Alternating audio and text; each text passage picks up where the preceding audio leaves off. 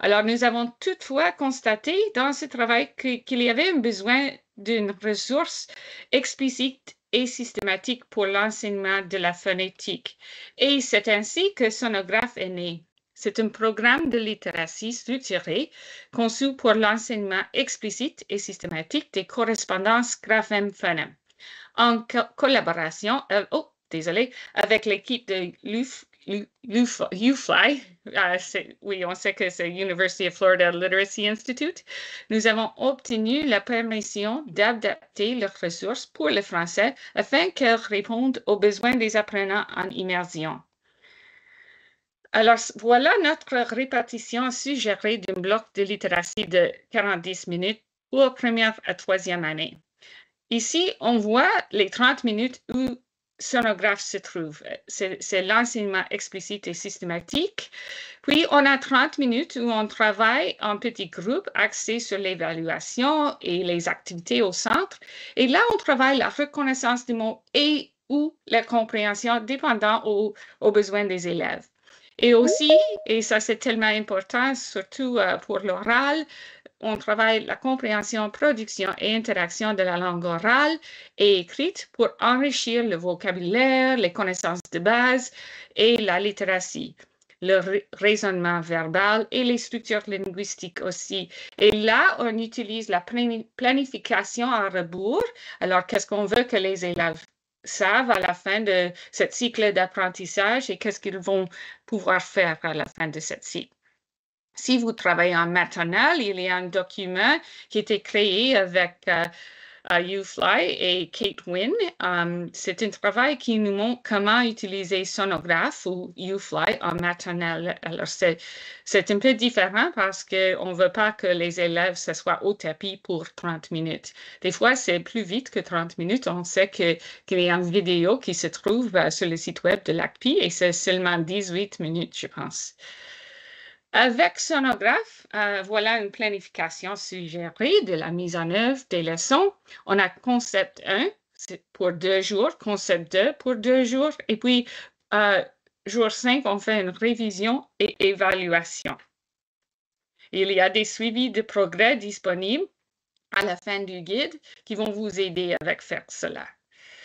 Alors, notre progression, je sais qu'il y a beaucoup de questions à propos de cela. Alors, la progression de nos leçons, c'est conçu avec soin pour soutenir le décodage et l'encodage. Et elle a été validée par l'équipe à l'origine d'Éclair, ainsi que par de nombreux collègues et enseignants. Je veux aussi vous noter que les leçons sont entrelacées les unes aux autres, de sorte que chaque leçon s'appuie sur les précédentes et rien n'est pas introduit sans l'enseignement explicite. Alors ça, c'est tellement important avec notre progression.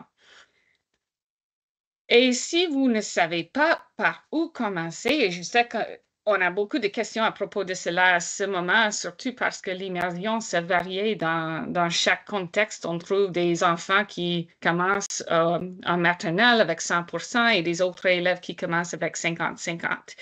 Alors, si vous ne savez pas où commencer, nous avons conçu ce table d'alignement pour Éclair. Et Éclair, si vous ne savez pas, c'est un outil de une évaluation diagnostique fondée sur la recherche.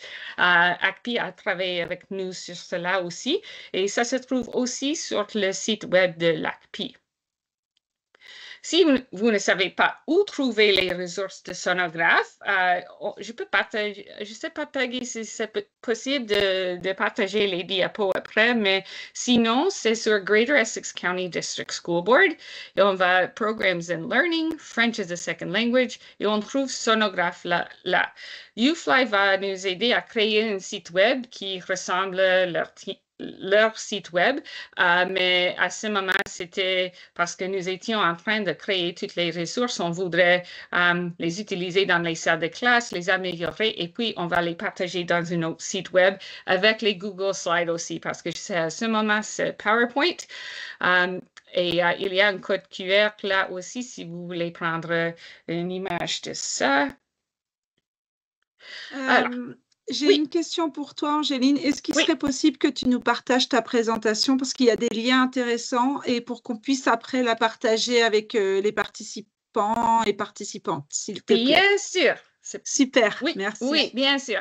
Alors, voici l'horaire suggéré pour une leçon de 2 jours. On commence avec étape 1, c'est conscience phonemique et vous pouvez voir que c'est seulement 2 minutes. Alors, ça aide les enfants à être prêts à écouter et apprendre et à fusionner et segmenter les mots. Puis, on a exercice visuel de 3 minutes, exercice auditif de 5 minutes, fusionner 5 minutes. Et là, on utilise, je sais qu'à notre conseil, c'est Stuart Rand, Blending Board, et ça se trouve aussi dans le guide, il y a un lien qui se trouve là-dedans. Et puis, étape 5, et ça, c'est tellement important, c'est notre nouveau concept et ça prend 15 minutes. Alors, on a fini. Jour 2, on commence, on révise notre nouveau concept. On fait du travail de mots. On travaille avec les mots utiles et je veux noter je veux dire qu'on va changer quelques éléments des mots utiles basés sur la rétraction de vous, des enseignants qui ont utilisé ce programme. Et puis, il y a des textes connectés et on travaille avec ça pour 15 minutes. Je veux noter que les routines pédagogiques créent un environnement sécurisant pour les enfants. L'enseignement explicite avec des objectifs clairs et une rétroaction constante facilite l'apprentissage, allège la charge cognitive et améliore la rétention.